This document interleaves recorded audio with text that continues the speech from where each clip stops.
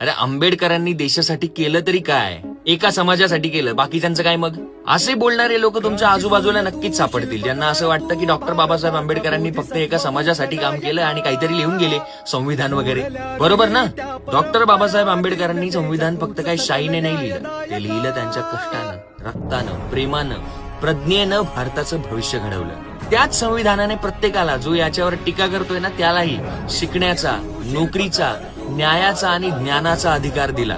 शिक्षणाचा अधिकार, समानतेचा हक्क, अस्पृश्यतेच्या विरोधात कडक कायदे, महिलांसाठी डिव्होर्स आणि संपत्तीचा अधिकार, कामगारांसाठी 8 तास कामाची वेळ, ओबीसी, एससी, एसटी साठी आरक्षण. हे सगळं काय आपोआप घडून आलंय असं वाटतंय का? बाबासाहेबांनी जर संविधान लिहिलं नसतं तर बरेच लोक माणूस म्हणून सुद्धा ओळखता आले नसते.